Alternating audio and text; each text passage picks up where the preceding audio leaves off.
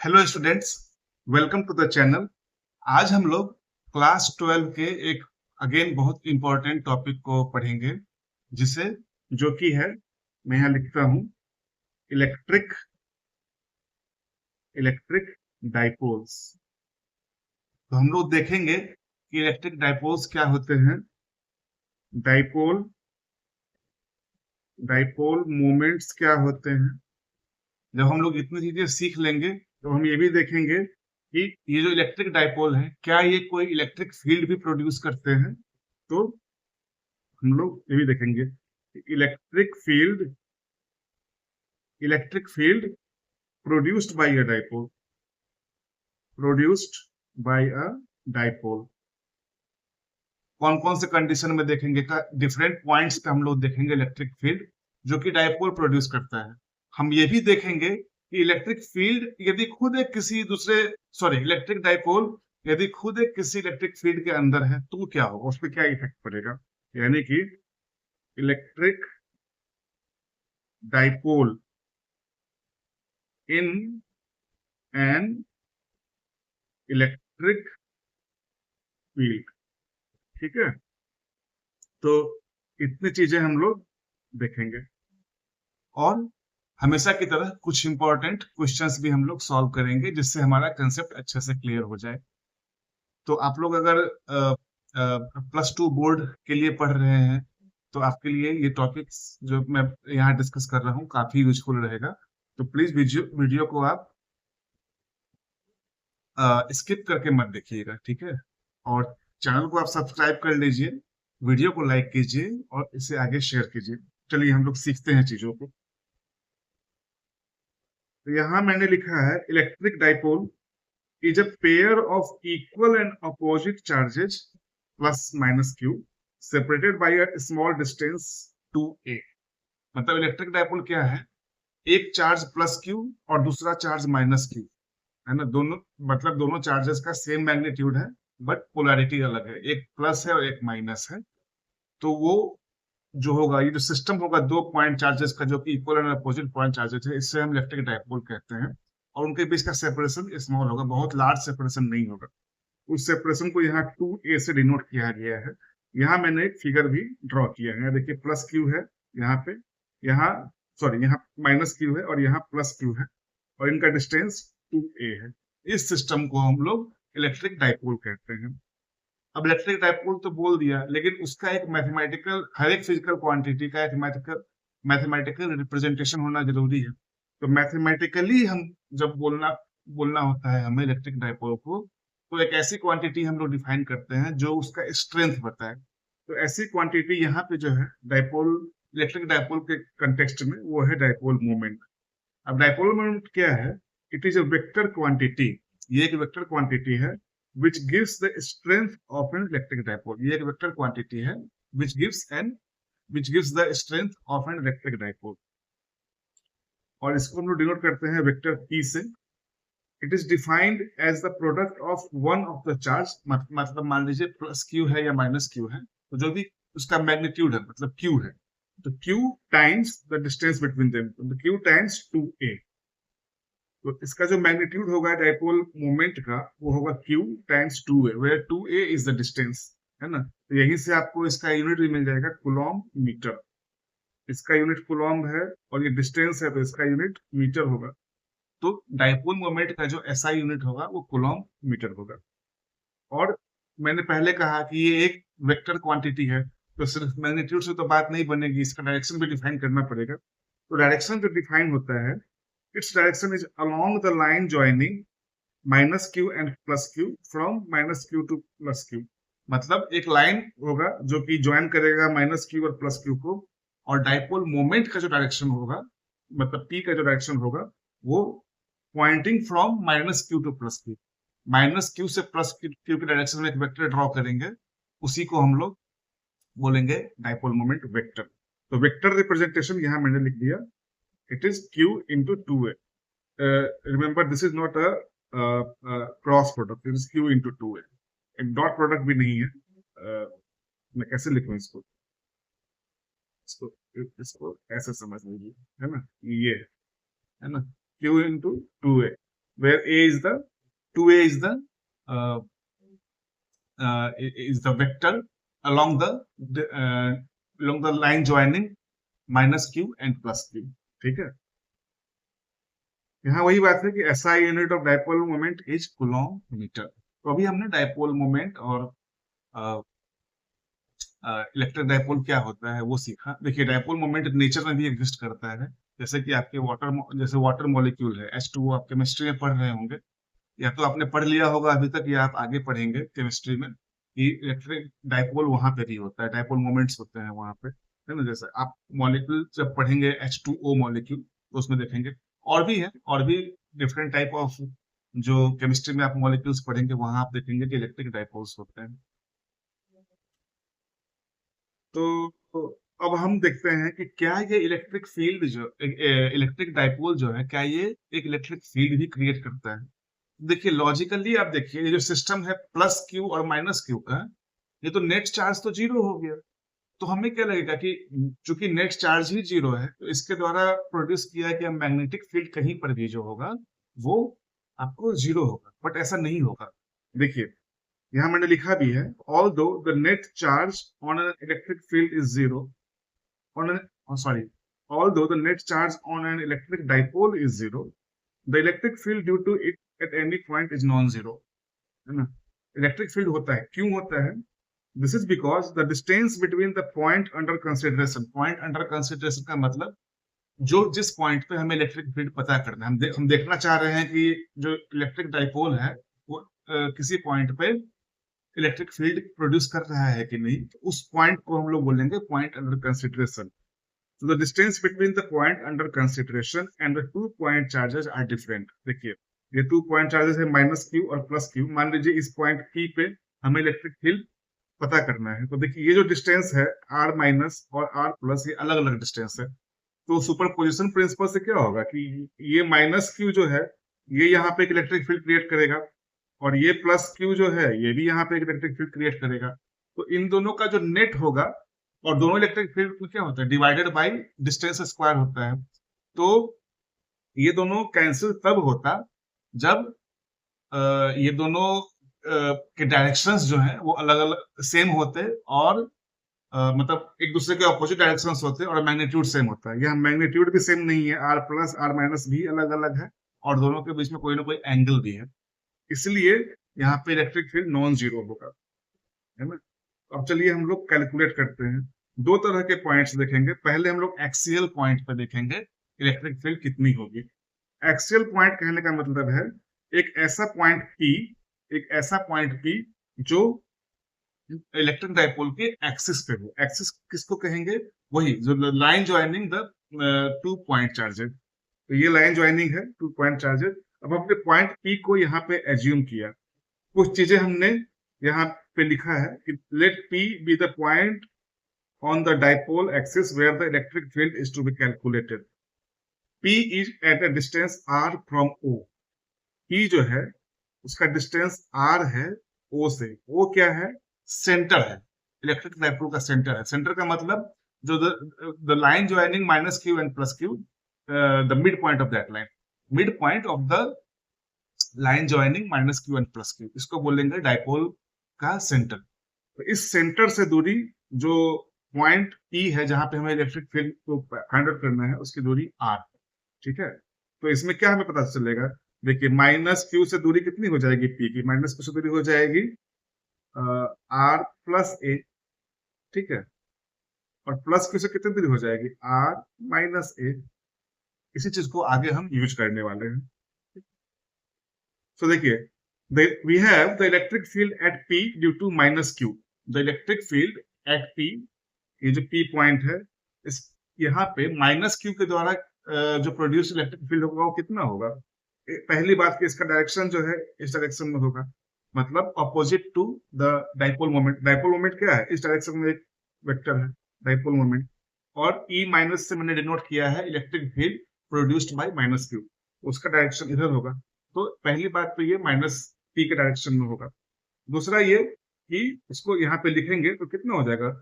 Minus Q एक point charge है, तो उसके द्वारा जो इलेक्ट्रिक फील्ड प्रोड्यूस होगा वो E माइनस, मैंने वेक्टर फॉर्म में यहाँ लिखा है, इज इक्वल टू 1/4πε0 Q/r+a का स्क्वायर। वही हमने देखा था, यहाँ डिस्टेंस जो था, यहाँ पे डिस्टेंस कितना है, ये देखिए ये a है और ये a है, इतना डिस्टेंस। तो यहाँ से यहाँ तक का डिस्टेंस कितना हो जाएगा, r+a। ठीक है, तो वही हमने r+a²। और चूंकि हम वेक्टर फॉर्म में लिख रहे हैं और e माइनस का जो डायरेक्शन है that is opposite to the direction of dipole moment, इसलिए यहाँ पे ये माइनस साइन है। यहाँ मैंने लिख भी दिया है, the negative sign is because the electric field is opposite p। ठीक है, उसी प्रकार से electric field due to plus q, ये कितना होगा, देखिए अगेन ये डिस्टेंस a है, और ये टोटल डिस्टेंस यहाँ से यहाँ तक r है, तो ये डिस्टेंस कितना हो जाएगा, ये सिंपली हो जाएगा r-a, है ना। तो वो हमने यहाँ पे, और डायरेक्शन कितना होगा, डायरेक्शन इसका टुवर्ड्स द डाइपोल मोमेंट होगा। डाइपोल मोमेंट का डायरेक्शन ये है, और E प्लस का जो डायरेक्शन है, मतलब यहाँ हम पता करना चाह रहे हैं कि प्लस Q के द्वारा प्रोड्यूस इलेक्ट्रिक फील्ड क्या होगा P पे। तो सिंपली 1/4πε0 Q/r-a² P, और यहाँ कोई माइनस नहीं है क्योंकि E प्लस की डायरेक्शन और वेक्टर P की डायरेक्शन सेम है। ठीक है, यहाँ P जो है, P कैप जो है, अगेन ये एक यूनिट वेक्टर है इन the direction of dipole moment. So the total electric field at point P is given by superposition principle लगाएंगे यहाँ पे। तो दो पॉइंट चार्जेस के द्वारा जो इंडिविजुअली प्रोड्यूस्ड इलेक्ट्रिक फील्ड होगा, उनको हम जब वेक्टर सम कर देंगे तो हमें नेट इलेक्ट्रिक फील्ड मिल जाएगा वहां पे जहां पे हमें फाइंड आउट करना है। तो यहाँ हमने डिनोट कर दिया E एक्सियल से इसको, E plus plus E minus, और वेक्टर नोटेशन दे दिया दोनों के। हमने यहाँ पे वो लिख दिया 1 और 2 हमने किया था इसको। देखिए इक्वेशन 1 प्लस इक्वेशन 2 कर दिया, वो यहाँ पे आपका आ गया। ठीक है, अब इसको थोड़ा सा सॉल्व करेंगे तो फाइनली हमें मिलेगा 1/4πε0 Q times 4AR divided by r² minus a² का होल स्क्वायर, और इन the direction of electric dipole moment. ठीक है, तो ये हो गया। अब देखिए थोड़ी देर पहले हमने डिफाइन किया है कि डाइपोल मोमेंट कितना होता है, 2a इंटू क्यू। तो यहाँ 4a इंटू क्यू है, तो ये कितना हो जाएगा, 2 इंटू 2aq, 2 इंटू 2aq, जहाँ 2aq 5 है, यानी कि डाइपोल मोमेंट p है, तो ये 2p हो जाएगा न्यूमरेटर में, तो वो 2p मैंने यहाँ लिख दिया, और इंटू r तो खैर है ही। तो ये आपका फाइनल एक्सप्रेशन आ गया एक्सियल इलेक्ट्रिक फील्ड का एट पॉइंट P। और आप तो देखते ही आ रहे हैं कि जो एक्सियल इलेक्ट्रिक फील्ड होगा डाइपोल मोमेंट, इलेक्ट्रिक डाइपोल का, it will be in the direction of dipole moment, है ना। अब देखिए when r is much greater than a, मतलब r क्या है, distance of the point at which the electric field is to be calculated from the dipole centre, ये distance है r। अगर ये r बहुत ही ज्यादा है, बहुत दूरी पे है ये point in comparison to a, a क्या है, मतलब सेंटर से डाइपोल, इलेक्ट्रिक डाइपोल के सेंटर से किसी एक पॉइंट चार्ज की जो दूरी, वो मतलब कहने का मतलब ऐसी कंडीशन जहां पे कि इलेक्ट्रिक डाइपोल काफी छोटा से मतलब दोनों पॉइंट चार्जेस के बीच का डिस्टेंस काफी कम हो, उस केस में हम लोग r² जो है वो भी a² से बहुत बड़ा होगा। तो a² को हम लोग निगलेक्ट कर सकते हैं। देखिए इस एक्सप्रेशन में अगर a² को निगलेक्ट करेंगे तो डिनोमिनेटर में हमें क्या मिलेगा, r⁴। वही मैंने यहाँ लिखा है, ये हो जाएगा r⁴ डिनोमिनेटर में, और न्यूमरेटर में भी एक r है। तो हमें फाइनली मिलेगा E axial is equal to 1/4πε0 2p/r³। अब देखिए यहाँ हमें एक इंपॉर्टेंट अप्रोक्सीमेशन मिल गया कि इलेक्ट्रिक डाइपोल अगर कोई है तो उसके एक्सिस पे अगर हम इलेक्ट्रिक फील्ड फाइंड आउट करना चाह रहे हैं ऐसे पॉइंट पे जो कि पॉइंट काफी दूरी पे है, एक्सिस पे तो है बट काफी दूरी पे है, उस केस में सिंपल हमें एक्सप्रेशन मिल गया, E axial will be is equal to 1/4πε0 2p/r³। तो r³ के रिस्पेक्ट में रिड्यूस हो रहा है जो इलेक्ट्रिक फील्ड है ना। तो at large distances the axial electric field drops as r³। सब यहाँ 1/r³ समझ लीजिए, 1/r³। ठीक है, तो ये हमें इंपॉर्टेंट रिजल्ट मिला है यहाँ। तो हमने एक्सियल इलेक्ट्रिक फील्ड देखा, इसी प्रकार से इक्वेटोरियल पॉइंट पे भी देख लेते हैं। इक्वेटोरियल पॉइंट क्या होगा, इक्वेटोरियल पॉइंट का मतलब एक लाइन आप ड्रॉ कीजिए जो कि perpendicular to the dipole axis है। डाइपोल एक्सिस से परपेंडिकुलर लाइन ड्रॉ करेंगे, उसको हम लोग बोलेंगे इक्वेटोरियल लाइन। उस वहां पे कोई पॉइंट पी है, ठीक है, तो यहाँ पे नेट इलेक्ट्रिक फील्ड कितना होगा। अगेन सुपरपोजिशन प्रिंसिपल यहाँ भी अप्लाई कर सकते हैं कि माइनस क्यू एक इलेक्ट्रिक फील्ड यहाँ पे प्रोड्यूस करेगा इस पॉइंट पी पे, जो ई माइनस से है, यहाँ मैंने डिनोट किया है, और प्लस क्यू भी एक इलेक्ट्रिक फील्ड प्रोड्यूस करेगा जो कि ई प्लस से यहाँ डिनोट किया है। अब डायरेक्शन देखिए, ई माइनस का direction will be towards P A, ये जो पी ए का डायरेक्शन है इधर ही होगा, है ना। और ई प्लस जो electric field by plus Q है, उसका direction will be along BP, मतलब इस डायरेक्शन में होगा। अब देखिए ई प्लस जो है, ई प्लस जो है उसको अगर आप रिजॉल्व करेंगे इधर और इधर में, तो देखिए यहाँ पे देखिए ये एंगल थीटा है, ये भी एंगल थीटा है ना, ये ई प्लस है, तो इसका एक कंपोनेंट यहाँ होगा ई प्लस साइन थीटा, है ना, यहाँ पे कंपोनेंट आ जाएगा ई प्लस साइन थीटा। उसी प्रकार से अगर आप ई माइनस को रिजॉल्व करना चाहेंगे, ई माइनस को, ये मान लीजिए ई माइनस है ना, इसको रिजॉल्व करना चाहेंगे, देखिए ये एंगल थीटा है। अब ये एंगल कैसे थीटा आया, तो आप ऐसे भी देख सकते हैं, देखिए ये उधर आप याद कीजिए पैरेलल, जो क्लास 9th 10th की मैथमेटिक्स है, ये लाइन और ये लाइन आपस में पैरेलल है। अगर ये एंगल थीटा है, ये एंगल थीटा है, तो ये एंगल भी थीटा होगा। ये सिंपल सा आपका मैथमेटिक्स का जो हम लोग पढ़ते थे क्लास 9th 10th में, उसका एक रिजल्ट है। ये एंगल थीटा आ गया, इसको जब आप रिजॉल्व करेंगे तो इसका भी वर्टिकल में क्या हो जाएगा, ई माइनस साइन थीटा। अब देखिए ई प्लस और ई माइनस बराबर होंगे, क्यों बराबर होंगे, क्योंकि क्या होगा, इलेक्ट्रिक फील्ड कितना होगा, 1/4πε0 क्यू बाई आर स्क्वायर होता है, मैग्नीट्यूड में कह रहा हूँ बराबर है ना। तो आर का मतलब पॉइंट चार्ज से इस पॉइंट की दूरी जहां पे हमें इलेक्ट्रिक फील्ड कैलकुलेट करना है।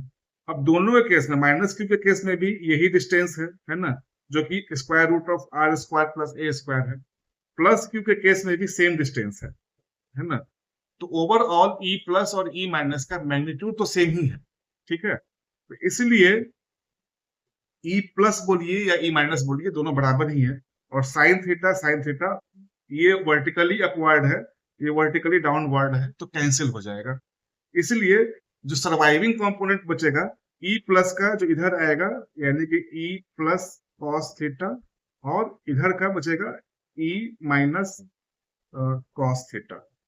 ये दोनों आपस में ऐड हो जाएंगे, तो नेट इलेक्ट्रिक फील्ड जो होगा पॉइंट पी पे, वो 2 ई प्लस बोलिए या ई माइनस बोलिए, मैं ई प्लस बोल दे रहा हूं क्योंकि मैग्नीट्यूड में दोनों बराबर ही है, तो 2 ई प्लस कॉस थीटा हो जाएगा, ठीक है। ये हमारा नेट इलेक्ट्रिक फील्ड होगा। यही सारी बातें मैंने यहाँ पे लिखी है कि mod of E plus is equal to magnitude of E minus, and both of them are equal to 1/4πε0 q by square root of r square plus a square का स्क्वायर, ठीक है। जहां पे डिस्टेंस है square root of r square plus a square, इसका square करेंगे तो simply r square plus a square रह जाएगा यहाँ पे, है ना। अब पैरेललोग्राम लॉ से the net electric field E equator, यहाँ मैंने ई जो सब्सक्रिप्ट ई क्यू है, इसका मतलब इक्वेटोरियल लाइन पे है ये, है ना। तो E q at P will be along minus P. अब देखिए ये डायरेक्शन जो था हमारा, ये डायरेक्शन, ये माइनस पी का डायरेक्शन है, क्योंकि पी का डायरेक्शन क्या है, यानी कि डाइपोल मोमेंट का डायरेक्शन ये है, तो इसके अपोजिट डायरेक्शन क्या बोलेंगे, ये माइनस पी हो जाएगा ये, तो माइनस पी डायरेक्शन में होगा। पैरेललोग्राम लॉ से भी आप कर सकते हैं, या अभी जो आर्ग्यूमेंट मैंने दिया उससे भी होगा। यहाँ मैंने लिखा भी है, there is one more argument in favour of above, वही वाली बात की component, the component of E plus along OP will cancel the component of E minus along OP. OP क्या है, ये लाइन है, ये वर्टिकल लाइन, तो ई प्लस और ई माइनस इस लाइन के अलोंग जो है वो कैंसिल हो जाएंगे, ई प्लस का कंपोनेंट कहने का मतलब, है ना। तो only therefore only the components perpendicular to OP will survive and they add together। यही बात मैंने लिखी है ना, जो बात मैंने अभी आपको समझाया है। तो पैरेललोग्राम लॉ आप लगा दीजिए, दो वेक्टर हैं आपके पास ई प्लस और ई माइनस, उसके बीच का आपको एंगल पता है। देखिए ये एंगल कितना हो जाएगा, यहाँ पे ये एंगल थीटा है, और ये एंगल भी थीटा है, तो दोनों वेक्टर जो आपका ये ई प्लस वेक्टर है और ये ई माइनस वेक्टर है, इसके बीच का एंगल 2 थीटा हो जाएगा। पैरेललोग्राम लॉ से आपको पता है कि रिजल्टेंट वेक्टर जो होता है, मैं मैग्नीट्यूड अभी लिख रहा हूँ, डायरेक्शन आपको पता चल गया है कि माइनस पी के अलोंग है, मतलब opposite direction of dipole moment होगा नेट इक्वेटोरियल इलेक्ट्रिक फील्ड। तो E plus square plus E minus square plus 2 E plus E minus cos 2 theta, 2 theta जहां पे एंगल है इन दोनों के बीच का। तो अब मैं पहले भी आपको मैंने कहा कि मैग्नीट्यूड तो सेम ही है, तो ई प्लस बोल दीजिए या ई माइनस बोल दीजिए, कुछ भी एक ले लीजिए। तो मैंने ई प्लस लिया है, E plus square is equal to sorry E plus square plus 2 E plus into cos 2 theta. तो अब इसको जब आप सिंप्लीफाई करेंगे तो आपको मिलेगा 2 E plus square into 1 plus cos 2 theta, और ये ऊपर स्क्वायर रूट चल रहा है यहाँ पे। अब 2 ई प्लस स्क्वायर को अगर स्क्वायर रूट से बाहर लेके आएंगे तो ये कितना हो जाएगा, रूट 2 ई प्लस, और अंदर में स्क्वायर रूट का कितना बचा, 1 प्लस कॉस 2 थीटा। अब याद कीजिए क्लास 11 की ट्रिग्नोमेट्री से कि 1 प्लस कॉस 2 थीटा क्या होता है, 2 कॉस स्क्वायर थीटा, वही मैंने यहाँ पे यूज किया है। तो स्क्वायर रूट के अंदर 2 कॉस स्क्वायर थीटा है, तो स्क्वायर रूट के बाहर जब लेके आएंगे तो रूट 2 कॉस थीटा और हो जाएगा।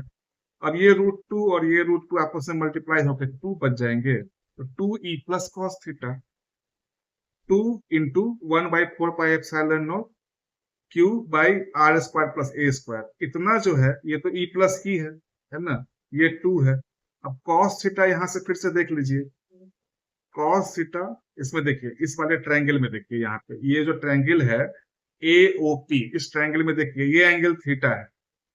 तो कॉस थीटा क्या होता है, बेस अपॉन हाइपोटेन्यूज। बेस कितना है इसका, a है, हाइपोटेन्यूज कितना है, square root of r square plus a square. तो कॉस थीटा कितना होगा, a upon r square root of r square plus a square, वही मैंने यहाँ पे लिखा है कॉस थीटा के लिए। ये term a upon square root of r square plus a square, ये कॉस थीटा हो गया। जब आप इसको सिंप्लीफाई करेंगे तो यहाँ देखिए न्यूमरेटर में ये 2 इंटू क्यू इंटू ए, 2AQ, ये तो आपको डायपोल मोमेंट के ही बराबर हो गया, मतलब P के बराबर हो गया।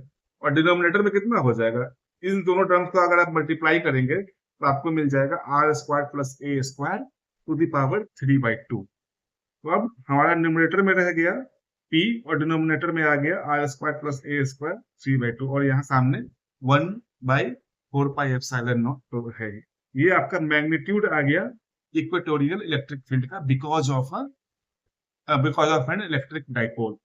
और जब आप इसको वेक्टर फॉर्म में लिखेंगे तो हमने अभी जस्ट देखा है कि डाइपोल मोमेंट के ऑपोजिट में है, इसलिए यहाँ एक नेगेटिव साइन आ जाएगा, नेगेटिव, क्योंकि यहाँ मैंने ये पी हैट भी लिखा है, पी हैट यानी कि unit vector in the direction of dipole moment. तो चूंकि इक्वेटोरियल इलेक्ट्रिक फील्ड इसके ऑपोजिट डायरेक्शन में है, इसलिए यहाँ पे नेगेटिव आ जाएगा, और बाकी चीजें तो सेम रहेंगी ही। 1/4πε0 times P into P divided by r square plus a square का 3 टू द पावर 3/2। अब यहाँ पे भी देख लीजिए, अगर जिस पॉइंट पे हमें इलेक्ट्रिक फील्ड फाइंड आउट करनी है जो कि r डिस्टेंस पे है, वो r ही काफी दूरी पे है, बहुत दूरी पे हम पता करना चाह रहे हैं, तो इक्विवेलेंटली क्या हो जाएगा, a नेग्लिजिबल हो जाएगा यहाँ पर, तो हमें फाइनली ये वाला मिल जाएगा। वहां भी हमने देखा था जो एक्सियल इलेक्ट्रिक फील्ड था वहां 2p/r³ था, यहाँ p/r³ है, डायरेक्शन आपको दोनों के अलग अलग है, ठीक है। तो यहाँ हमें ये इंपॉर्टेंट रिजल्ट मिला। अब अगर आप दोनों को कंपेयर करेंगे तो आप क्या देखेंगे, उस केस में जब इलेक्ट्रिक डायपोल काफी छोटा है, मतलब वही वाला केस जहाँ पे हम इलेक्ट्रिक फील्ड कैलकुलेट करना चाह रहे हैं काफी दूरी वाले पॉइंट पे, यानी कि इलेक्ट्रिक डायपोल इन इफेक्ट काफी छोटा हो गया, उस केस में हमने अभी जस्ट देखा कि एक्सियल इलेक्ट्रिक फील्ड जो होगा, मैग्नीट्यूड में कह रहा हूँ, magnitude of axial electric field will be 2 times the magnitude of equatorial electric field. ये हमें काफी इंपॉर्टेंट रिजल्ट मिल गया, ठीक है। तो यहाँ हमने ये सारे कंसेप्ट सीखे, इलेक्ट्रिक डायपोल और इलेक्ट्रिक डायपोल क्या इलेक्ट्रिक फील्ड प्रोड्यूस करेगा उससे रिलेटेड। अब देखिए एक और चीज बच गया कि अगर इलेक्ट्रिक डायपोल ही किसी इलेक्ट्रिक फील्ड में है तो क्या होगा। तो देखिए यहाँ टॉपिक का नाम है torque on a dipole in a uniform electric field. तो देखिए, consider an electric dipole placed in a uniform electric field E at an angle theta as shown below, है ना। तो यहाँ इलेक्ट्रिक फील्ड ई ये है, ठीक है, जिसके लाइंस यहाँ पे मैंने ड्रॉ किया हुआ है। अब यहाँ पे एक इलेक्ट्रिक डाइपोल है, यहाँ देखिए ये आपका माइनस क्यू है, ये प्लस क्यू है, दोनों के बीच की दूरी यहाँ पे 2a है, ठीक है। डाइपोल मोमेंट भी यहाँ ड्रॉ किया हुआ है p, और इनके बीच का एंगल यहाँ पे मैंने ड्रॉ कर दिया थीटा के फॉर्म में, ठीक है। अब क्या कंडीशन बन रही है, तो फर्स्ट ऑफ ऑल दोनों जो पॉइंट चार्जेस है माइनस क्यू और प्लस क्यू, इस पे फोर्स लगेगा, इलेक्ट्रिक फील्ड एक फोर्स अप्लाई करेगा। तो प्लस क्यू पे क्या लगेगा, क्यू ई फोर्स लगेगा, जो कि it will be in the direction of electric field. और माइनस क्यू पे भी सेम ही अमाउंट का फोर्स लगेगा, क्यू ई ही लगेगा, क्योंकि इलेक्ट्रिक फील्ड खुद यूनिफॉर्म इलेक्ट्रिक फील्ड है। मतलब जितनी वैल्यू इलेक्ट्रिक फील्ड की यहाँ पे है, इस पॉइंट पे है, उतनी ही वैल्यू इस पॉइंट पे भी है। तो magnitude of the force applied on both the point charges are same, है ना, but they are in opposite directions. Plus q के ऊपर जो फोर्स लगेगा वो towards in the direction of electric field होगा, और माइनस क्यू के ऊपर जो फोर्स लगेगा it will be in a direction opposite the electric field. इसलिए नेट फोर्स जो होगा electric dipole as a system पर, वो जीरो हो जाएगा आपका। तो यही मैंने लिखा है, the force on plus Q is Q E in the direction of electric field, and the force on minus q is also QE, but it is in the direction opposite to E. Therefore, net force on the dipole is zero. Therefore, there is no translation effect of E on the dipole. इसका मतलब क्या हुआ, हमने पढ़ा है mechanics में, जब force apply जब नॉन जीरो फोर्स अप्लाई होता है तब ऑब्जेक्ट जो है वो मूव करता है, और अगर नेट फोर्स अप्लाइड जीरो है तो ऑब्जेक्ट मूव नहीं करता है, ट्रांसलेशनल मोशन नहीं होता है, यहां से वहां डिस्प्लेसमेंट नहीं होगा पूरे सिस्टम का, ठीक है। तो इसका मतलब इलेक्ट्रिक डाइपोल अगर यहाँ था तो यहाँ नहीं आएगा, उसका मूवमेंट नहीं होगा कहीं पे, क्योंकि नेट फोर्स जो है उस पर जीरो है। बट यहाँ क्या है कि इलेक्ट्रिक फील्ड जो फोर्स अप्लाई कर रहा है दोनों पॉइंट चार्जेस पे, वो दोनों पॉइंट चार्ज सेम पॉइंट पे नहीं है, अलग अलग पॉइंट पे है। तो इस केस में क्या हो जाएगा, और दोनों के बीच में एंगल भी है, यानी कि जो इलेक्ट्रिक डाइपोल है और जो इलेक्ट्रिक फील्ड है उसके बीच में भी एंगल है। इन दोनों कारणों से क्या होगा कि एक नेट टॉर्क का इफेक्ट जरूर आएगा, रोटेशनल इफेक्ट जरूर आएगा, क्योंकि अलग अलग पॉइंट पे एक सिस्टम है दो पॉइंट चार्जेस का, उसके अलग अलग पॉइंट पे फोर्स लगाया जा रहा है ना, इसलिए एक रोटेशनल इफेक्ट आएगा हमारा, वही बात मैंने यहाँ पे लिखी है। तो टॉर्क आएगा, तो टॉर्क क्या होता है, force times perpendicular distance between the two forces, ये हमने पढ़ा है क्लास 11 में, है ना। तो फोर्स तो QE है और perpendicular distance between the two forces. अब देखिए ये फोर्स QE है, ये भी फोर्स QE है, ये दोनों फोर्सेस है, इसके बीच में परपेंडिकुलर डिस्टेंस निकालने के लिए सिंपली ये क्या हो जाएगा, ये इन दोनों फोर्सेस के बीच का परपेंडिकुलर डिस्टेंस, ये डिस्टेंस 2a है, तो ये डिस्टेंस कितना होगा 2a साइन थीटा, जहां पे थीटा यहाँ पे लिखा हुआ है, तो 2a sine theta is the perpendicular distance, यहाँ मैंने लिख दिया 2a साइन थीटा।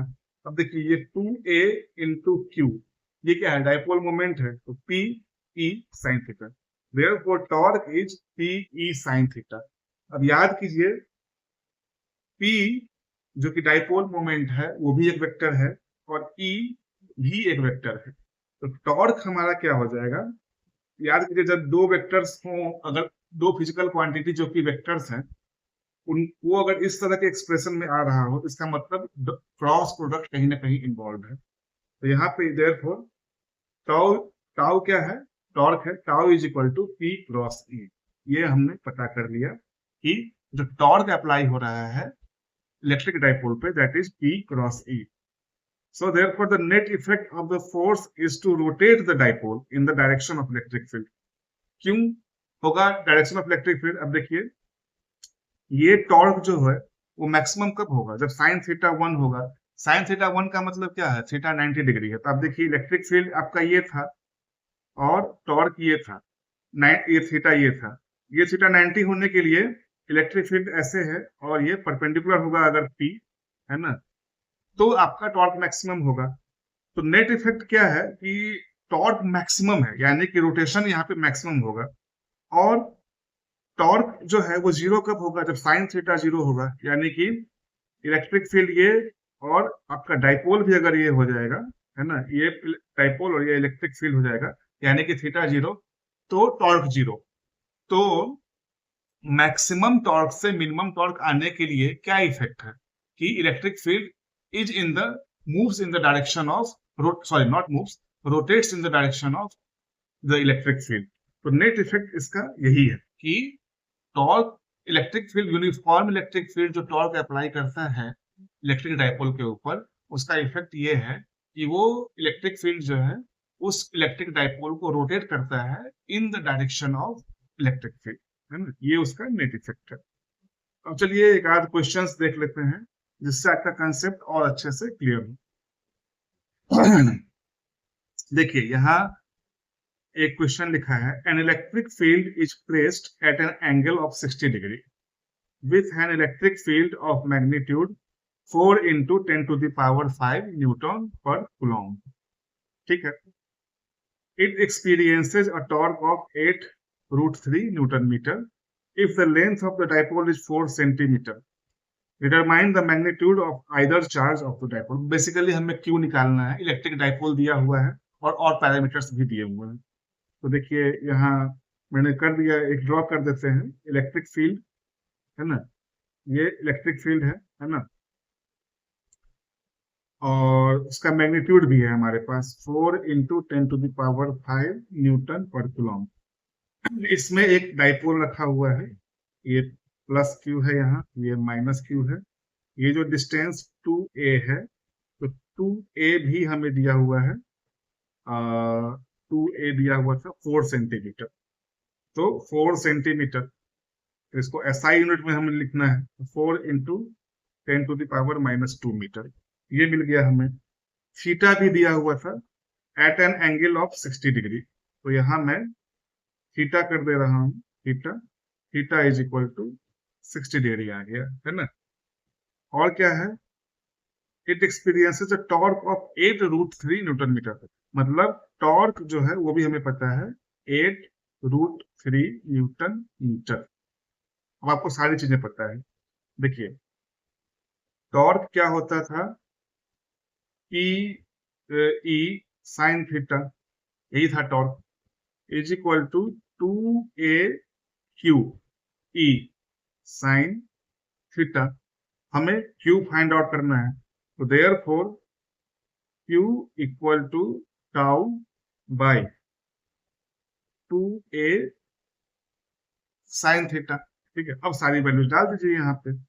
टाउ कितना है भाई, टाउ है 8√3, यहाँ मैंने लिखा 8√3, 2a कितना है, सॉरी 2a जो डिस्टेंस है दोनों पॉइंट चार्जेस के बीच का, वो 2a है, 4 into 10 to the power -2 metre, तो ये डाल दीजिए 4 into 10 to the power -2, और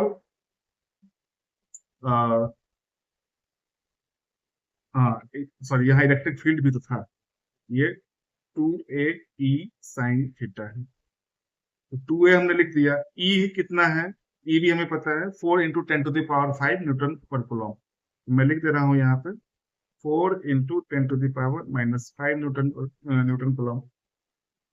और एक क्वांटिटी और है साइन थीटा, तो साइन 60 डिग्री है, थीटा यहाँ पे 60 डिग्री है, तो साइन 60 कितना होता है, √3/2, तो यहाँ सिंपली हो जाएगा √3/2, तो 2 यहाँ ऊपर चला आएगा।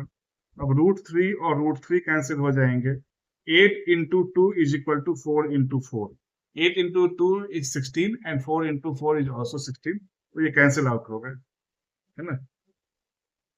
तो हमारे पास, सॉरी 10 to the power -5 नहीं था, 10 to the power 5 था इलेक्ट्रिक फील्ड, ये प्लस ये -5 नहीं है, ये 10 to the power 5 है, तो आपका नेट जो बचेगा Q, वो कितना बचेगा, 10 to the power -3 Coulomb. Therefore Q, ये जो चार्ज है आपका प्लस Q या माइनस Q दोनों जो है, वो 10 to the power -3 कूलॉम के बराबर है। ये हमने इस क्वेश्चन को यहाँ पे सॉल्व कर दिया। चलिए एक और क्वेश्चन देखते हैं। यहाँ काफी लंबा क्वेश्चन है, two charges plus minus 10 microcoulomb are placed 5 mm apart. Basically यहाँ इलेक्ट्रिक डाइपोल की अगेन बात हो रही है कि एक चार्ज है प्लस 10 माइक्रोकुलॉम्ब, दूसरा चार्ज है माइनस 10 माइक्रोकुलॉम्ब और दोनों 5 मिलीमीटर की दूरी पे है. Determine the electric field at a point P on the axis of the dipole 15 centimeter away from its center O on the side of the positive charge. मतलब ये क्या कह रहा है A में कि एक पॉइंट चार्ज है ये माइनस क्यू, दूसरा पॉइंट चार्ज है यहाँ प्लस क्यू और हमें इलेक्ट्रिक फील्ड फाइंड आउट करनी है यहाँ पे कहीं पे P पे, है ना. ये चीज अभी हमने जस्ट देखा है एक्सियल वाले केस में. दूसरा यहाँ इस सेंटर से ये जो O है इस सेंटर से जो दूरी है ये 15 सेंटीमीटर है इसकी, और ये जो टोटल है ये माइनस क्यू से प्लस क्यू की दूरी ये आपका कितना था 5 mm, 5 mm की ही दूरी है. तो देखिए जो ये डिस्टेंस है 15 सेंटीमीटर इसके कंपैरिजन में 5 mm जो है काफी छोटा है. तो हम लोग क्या कर सकते हैं, ये क्या है 2a है, तो a जो है it will be much smaller in comparison to ये क्या है r है ना r. तो देयरफॉर हमारा वो वाला फॉर्मूला लग जाएगा जो हमने देखा था कि अगर पॉइंट काफी दूरी पे है तो इलेक्ट्रिक फील्ड क्या होगा. तो इलेक्ट्रिक फील्ड देयरफॉर हम लोग कितना मिलेगा याद कीजिए, एक्सियल पे होता था 1/4πε0 2p/r³ और it will be in the direction of this. तो बस सिंपली निकाल लीजिए, ये हो जाएगा 9 इंटू 10 टू द पावर 9, ये हो गया 1/4πε0 2 इंटू p कितना है p है आपका p is equal to 2a/q. ठीक है, 2a जहां पर है 5 mm, तो 5 mm का मतलब ये मैं लिख दे रहा हूं 2 इंटू 2a/q है ना, और डिवाइडेड बाय r³. r कितना है 15 सेंटीमीटर, तो 15 इंटू 10 टू द पावर -2 और इसका q ये हो जाएगा आपका. तो फाइनली हमें मिलेगा 9 into 10 to the power 9 into 2 into 2a आपका है 5 mm, तो 5 into 10 to the power -3. q कितना है, q दिया हुआ है क्या, q भी है 10 माइक्रोकुलॉम्ब, तो 10 into 10 to the power -6 divided by 15 into 10 to the power -2 का q ये हो जाएगा. अब आप ऑर्डर निकाल लीजिए, इसको आप चाहे तो सॉल्व भी कर सकते हैं, चाहे क्या आपको सॉल्व करना ही पड़ेगा. मैं यहाँ ऑर्डर बस निकाल दे रहा हूँ. तो आप देखेंगे तो ये देखिए 10 टू द पावर 9 है और ये भी -9 हो गया, तो ये तो पूरा आपका कैंसिल आउट ही हो गया. और यहाँ से 10 टू द पावर -2 q, तो 10 टू द पावर -6 है तो ये ऊपर चला जाएगा, तो हमें ऊपर तो मिल जाएगा 10 टू द पावर 6. बाकी फैक्टर्स क्या हैं 9 into 2 into 5 into 10 divided by 15q. मैं लिख देता हूँ 9 into 2 into 5 into 10 divided by 15q, यानी कि 15 इंटू 15 इंटू 15 ये हो जाएगा. अब थोड़ा सा सॉल्व कर सकते हैं, देखिए 5 से ये 3 हो जाएगा, 9 इंटू 2 18 है और ये 15 है, तो अप्रोक्सीमेशन आप चाहें तो लगा सकते हैं. बट एक काम और कर सकते हैं कि देखिए मैं आगे और सॉल्व कर देता हूँ. ऊपर में है 180, नीचे में है 3 इंटू 15 इंटू 15 और 10 टू द पावर 6 है ये. तो 15 से ये 12 टाइम्स हो जाएगा, 3 से 4 टाइम्स हो जाएगा, तो ये फाइनली आपको आ जाएगा 4/15 into 10 to the power 6 newton per क्या होता था न्यूटन पर कूलम, है ना. ये इलेक्ट्रिक फील्ड आपको ई एक्सियल आपको मिल जाएगा. जो ए का आंसर है वो यही होगा 4/15 into 10 to the power 6 newton per coulomb. Order आप एक बार और चेक कर लीजिएगा, मैंने बहुत क्विकली किया है इसलिए. यहाँ 10 टू द पावर 9 था, यहाँ 10 टू द पावर -3 था और -6 था, तो -3 और -6 तो यहाँ कैंसिल आउट हो गए और हाँ ये ठीक ही है, ये आ गया. अब बी में क्या है वो देखिए, बी में क्या कह रहा है अभी हमें फिर से इलेक्ट्रिक फील्ड एक पॉइंट Q पे पता करना है, which is again 50 centimetre away from O on a line passing through O normal to the axis of the dipole. Basically यहाँ इक्वेटोरियल प्लेन की इक्वेटोरियल पॉइंट पे बात हो रही है इलेक्ट्रिक फील्ड कितना होगा, यानी कि ये आपका -Q, ये +Q, तो यहाँ पे ये P, यहाँ पे इलेक्ट्रिक फील्ड कितना होगा ये हमें निकालना है। और अगेन वहाँ डिस्टेंस 15 सेंटीमीटर ही है, तो सेम आर्ग्यूमेंट लगा करके कि distance of the point at which the electric field is to be calculated is much greater in comparison to the distance between the two point charges. Therefore वो approximate वाला जो formula है वो हमें लगेगा। आप याद कीजिए इक्वेटोरियल वाले में होता था 1/4 पाई एप्सिलॉन नॉट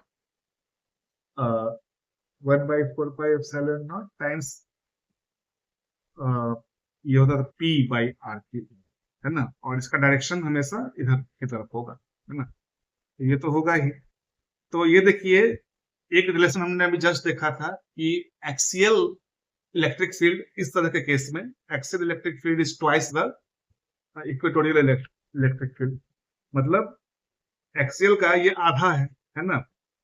तो ये सिंपली कितना हो जाएगा, उधर हमने अभी जस्ट कैलकुलेट किया है 4/15, तो इसका हाफ हो जाएगा, is equal to half of E axial, है ना, is equal to half of 4/15 into 10⁶ newton per coulomb is equal to 4/30 into 10⁶ newton per coulomb.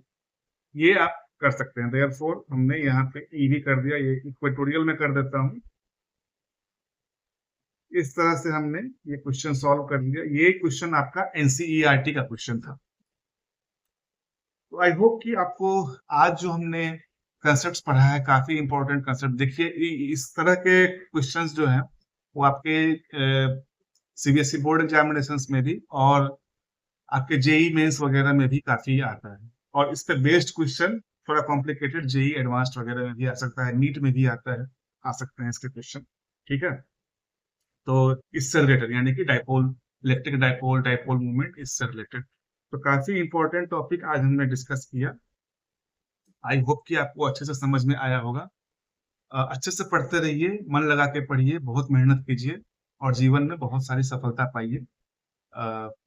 मिलते हैं अगले वीडियो में। आप चैनल को प्लीज सब्सक्राइब कर लीजिए, वीडियो को लाइक कर दीजिए और शेयर भी कीजिए। मिलते हैं अगले किसी वीडियो में। Thank you very much, take care.